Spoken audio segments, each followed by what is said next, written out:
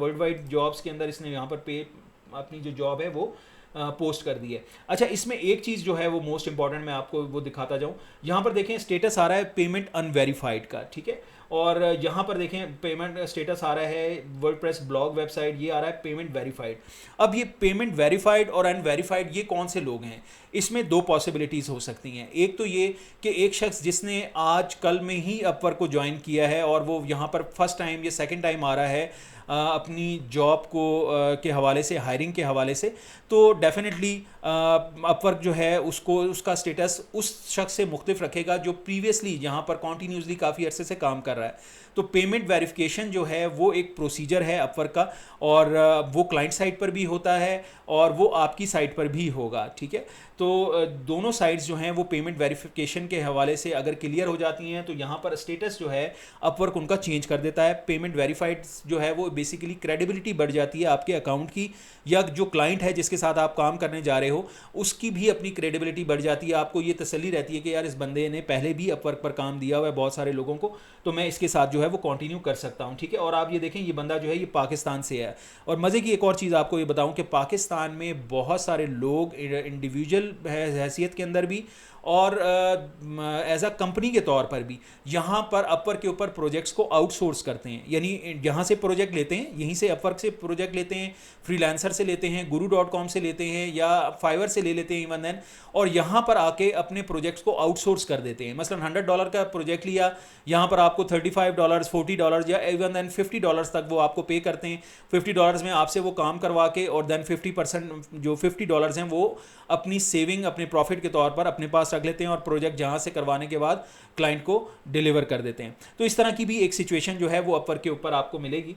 तो but anyways यहाँ पर अभी आपके पास है, देखें वर्डप्रेस ब्लॉग वेबसाइट, इसको भी अप्लाई किया जा सकता है, इसकी पेमेंट भी वेरीफाइड है। प्रायोरिटी ये है कि जो वेरीफाइड क्लाइंट्स हैं आप उनके साथ काम करें, बट ऐसा नहीं है कि अगर आपने काम किया और आपकी पेमेंट कहीं पर स्टक हो जाएगी या क्लाइंट आपको पेमेंट नहीं देगा, क्योंकि इस तरह के जितने भी जॉब पोर्टल्स हैं उनकी जो मिडल मैन होता है, जो बेसिकली कंपनी होती है, जैसे फाइवर हो गया, अपवर्क हो गया, गुरु हो गया, फ्रीलांसर हो गया, ये सारों के सारे जो है वो इन एक्चुअल आपको और क्लाइंट दोनों को प्रोटेक्ट कर रहे होते हैं पेमेंट के पॉइंट ऑफ व्यू से। तो ऐसा नहीं है कि आप काम करोगे और आपको पेमेंट नहीं मिलेगी। तो इन केस अगर काम उसकी क्वालिटी का नहीं हुआ तो वो भी डिस्प्यूट ओपन कर सकता है, और अगर आपने काम उसके अकॉर्डिंगली कर भी दिया है और वो पेमेंट रिलीज़ नहीं करा तो देन आप भी डिस्प्यूट ओपन कर सकते हो। दोनों सूरतों में अपवर्क जो है वो उसको ओन करता है, ठीक है। तो यहाँ पर हम अभी चलते हैं जनाब, और यहाँ पर हम एक जॉब जो है पहले मैंने यहाँ पर जो भी क्राइटेरिया किया हुआ है वो है बेस्ट मैचेस का। मैंने आपको बताया था फाइंड वर्क में जाओगे और यहाँ से जाने के बाद आप जो है वो मुख्तलिफ जॉब्स को खुद से भी अप्लाई कर सकते हो। अदरवाइज़ यहाँ पर सर्च फॉर जॉब आ रहा है तो आप कोई पार्टिकुलर क्यूरी लिखकर भी जॉब्स को सर्च आउट कर सकते हो, ठीक है। तो यहाँ पर अभी फ़िलहाल मैं जाता हूँ और यहाँ से जो मैंने एक जॉब ढूंढी थी वर्डप्रेस ब्लॉग वेबसाइट, ठीक है, मैं इसको करता हूँ क्लिक। और यहाँ पर आप पहले अच्छा, जब भी आपने अप्लाई करना है किसी भी जॉब के लिए तो एक बात बराए मेहरबानी याद रखिएगा कि जो भी जॉब आप अप्लाई कर रहे हो पहले उसको थॉरली स्टडी करना है आपने, ठीक है। उसकी डिस्क्रिप्शन को पढ़ लीजिए। ये नहीं है कि आपने बस देखा कि जी ऊपर टाइटल पढ़ लिया वर्डप्रेस ब्लॉग वेबसाइट, हाँ ये मुझे बनानी आती है, बस आपने आंखें बंद की और अप्लाई कर दिया।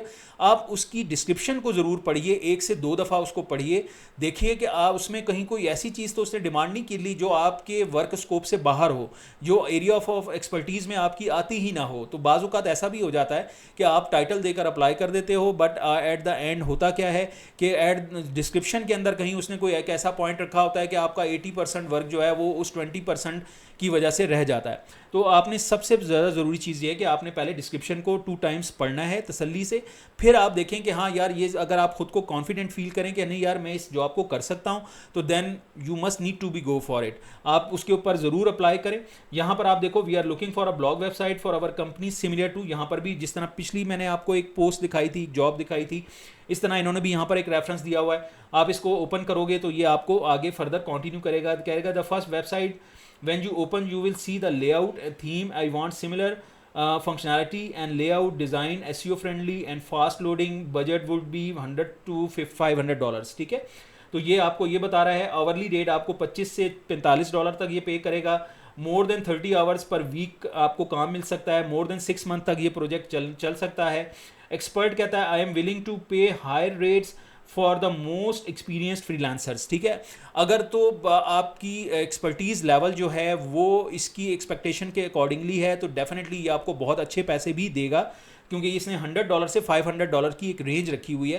तो ये डिस्कस होगा जब आप 1 to 1 एक दूसरे के साथ चैट करेंगे, आप उसकी सारी रिक्वायरमेंट्स को गैदर करेंगे और वो भी आपका एक एनालिसिस ले लेगा कि हाँ इस बंदे की एक्सपर्टीज़ जो हैं वो मेरे काम के हवाले से बेहतर हैं, तो वो डेफिनेटली आप उससे बारगेन कर सकते हैं। और यहाँ पर देखें इसने जो है ये गुजर खान का एक लिखा हुआ है एरिया, और इसने 26 जॉब्स पोस्टेड की हुई हैं, $5 टोटल स्पेंड किए हैं फ़िलहाल। और इसके अलावा बाकी यहाँ पर आप देखें लेस देन 5 प्रपोजल्स इसको रिक्वायर्ड है, और 17 आवर्स अगो इसने लास्ट व्यू बाय क्लाइंट इसने देखा है, इंटरव्यू वगैरह ये सारी चीज़ें हैं। तो क्लाइंट रीसेंट हिस्ट्री भी आप देख सकते हो, ये उसने लास्ट जो जॉब अप्लाई यहाँ पर भेजी थी वो इस जॉब से मुतालिक थी। तो बट एनीवेज मैं फ़िलहाल अभी जो आपको सिर्फ क्राइटेरिया समझा रहा हूँ, आपको सिर्फ बता रहा हूँ कि इनमें क्या क्या चीज़ें हैं जिसको आपने मद्देनज़र रखना है, ठीक है। तो यहाँ पर अप्लाई नाउ का ऑप्शन आ रहा है, अप्लाई नाउ पर आप जैसे ही क्लिक करोगे, ठीक है, तो आप देखिएगा कि यहाँ पर आपके पास जो नेक्स्ट फर्दर स्क्रीन आती है उसके ऊपर जो एलिमेंट्स हैं उनको आपने किस तरह से फुलफ़िल करना है, ठीक है। तो प्रपोजल सेटिंग्स में वो कहता है कि जी 16 कनेक्ट्स इसको रिक्वायर्ड हैं, ठीक है। अब ये जो चीज़ है ये बहुत ज़्यादा क्रिटिकल है कि अगर उसने 16 कनेक्ट्स मांगे हैं तो डेफिनेटली आपको 200% श्योर होना चाहिए कि यार मैं ये जॉब कर सकता हूँ, अदरवाइज़ आपको अपने 16 कनेक्ट्स ज़ाया करने की ज़रूरत ही नहीं है बिल्कुल भी, ठीक है। तो आप इस बात को बहुत सोच समझ के जो है वो आप अप्लाई करोगे। तो मैं अभी फ़िलहाल इसको क्या करता हूँ, मैं इसको कैंसिल कर देता हूँ और वापस चला जाता हूँ अपने पेज पर, और वहाँ से जाके मैं किसी और जॉब के लिए अप्लाई करता हूँ, ठीक है। क्योंकि यहाँ पर 16 यानी कनेक्ट्स जो है वो मेरे पास 50 टोटल ओवरऑल हैं, तो मैं इसको ज़ाया नहीं करता, मैं इसको होल्ड कर लेता हूँ। देन मैं यहाँ पर आता हूँ दोबारा, और यहाँ पर आने के बाद जनाब चलें मैं इसको फ़िलहाल अप्लाई करता हूँ, ठीक है। आई वांट टू, और इसका देखते हैं कि ये कितने कनेक्ट्स जो है ये डिमांडिंग है। अच्छा, send a proposal for 16 connects, इसके भी 16 कनेक्ट्स हैं, इसको भी रहने देते हैं। आप दोबारा चलते हैं WordPress blog website, WordPress website, okay, इसको देख लेते हैं कि ये क्या डिमांड कर रहे हैं जनाब, ठीक है जी। इसको मैंने ओपन किया और इसने मांगे हैं जी 12 कनेक्ट्स, ठीक है। अच्छा, ये सेलर के पास ये जो ऑप्शन है ये होता है कि ये बिल्कुल फ़िल्टर करके लोगों को आगे लेकर आए, ठीक है। बाज़ औक़ात ये होता है कि उसको ये इंश्योर करना होता है इस बात को कि यार जो बंदा अप्लाई करे इस जॉब को वो 200% श्योर हो कि वो ये काम कर सकता है। अब बनी ऐसा नहीं कि हर बंदा ने बैठ के जनाब 2-4 कनेक्ट के पीछे अप्लाई करता जा रहा है। तो इससे ये होगा कि आप भी सोच समझ के यहाँ पर अप्लाई करोगे और उसको भी जो जॉब्स या जो प्रपोजल्स मिलेंगे वो बहुत सिलेक्टिव होंगे, ठीक है। तो बट एनीवेज़ अभी फ़िलहाल क्योंकि मैं वीडियो के हवाले से इस सारे सिलसिले को लेके चल रहा हूँ, तो मैं अभी यहाँ पर इसको अप्लाई करने लगा हूँ। 12 कनेक्शंस को हैं मेरे पास, टोटल 50 हैं, तो 50 में से आप 12 निकाल दोगे तो डेफिनेटली आपके पास जो रिमेनिंग बच जाएंगे वो 38 कनेक्ट्स मेरे पास रिमेन्स रह जाएंगे, ठीक है। तो ये सारा स्नैरियो है, इसको भी इसी तरह से ब्लॉक चाहिए, ये सारी डिटेल्स हैं।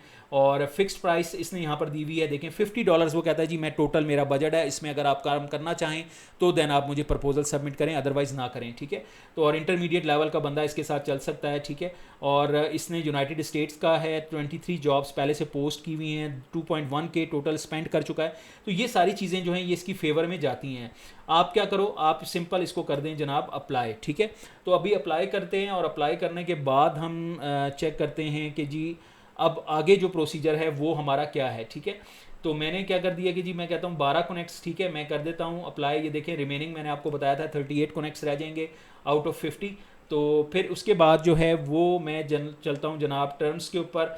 अच्छा, वो कहता है कि जी बाय माइलस्टोन और by project. Milestone in actual क्या होता है, माइलस्टोन ये है कि आप अपने प्रोजेक्ट को पार्शली लेके चल रहे हैं, ठीक है। यानी आपने ओवरऑल अभी ये तो खैर $50 का प्रोजेक्ट है, अगर आपके पास बड़े कोई प्रोजेक्ट्स होते हैं तो उनमें माइलस्टोन्स को सेट किया जाता है।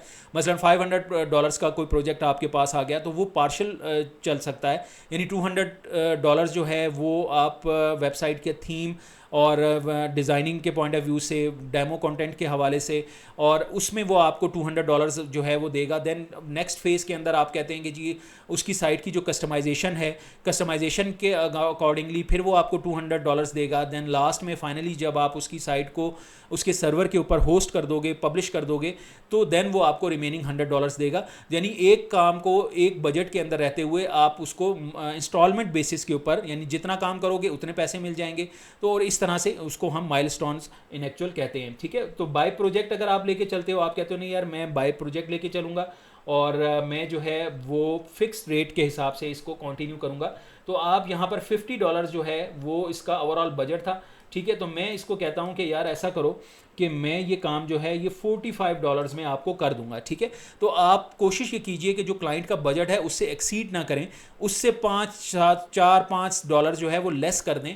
और अगर आपके पास आपको लगे कि आप काम इजीली कर सकते हो बट उसका बजट ज़्यादा है, तो आप फिर उसमें थोड़ा सा मार्जिन उसको मज़ीद दे सकते हो ताकि वो किसी और तरफ ना जाए, या बाकी जो लोगों की बिडिंग्स हैं उसमें आपकी बिड जो है वो रेटिंग के पॉइंट्स, रेटिंग्स के हवाले से जो है वो टॉप पर हो, ठीक है। तो मैंने यहाँ पर $45 कर दिया। तो आपको ये देखें 10% फ्रीलांसिंग सर्विस फ़ी जो है वो भी पे करनी है। तो आपको जो रिमेनिंग मिलेंगे वो मिलेंगे 40.50 अपवर्क की तरफ से, ठीक है। तो मैं बहरहाल इसको सारे को ओके कर देता हूँ। सिलेक्टेड ड्यूरेशन वो कहता है जी कितने आप करेंगे, तो मैं इसको कहता हूँ लेस देन 1 मंथ, ठीक है। मैं लेस देन 1 मंथ में, बट आपने अपने हिसाब से देखना है। मैं सिर्फ आपको वीडियो में ये एक्सप्लेन कर रहा हूँ कि ये चीज़ें किस तरह से फॉलो अप की जा सकती हैं। यहाँ पर लिखा हुआ 3 to 6 months, 1 to 3 months और लेस देन 1 मंथ। तो depends on the client project requirements कि किस नौइयत का काम है और कितने अरसे में आप इजीली उसको करके दे सकते हैं। तो ये चीज़ का एनालिसिस आपने अपने तौर पर खुद से करना है, ठीक है। तो देन उसके बाद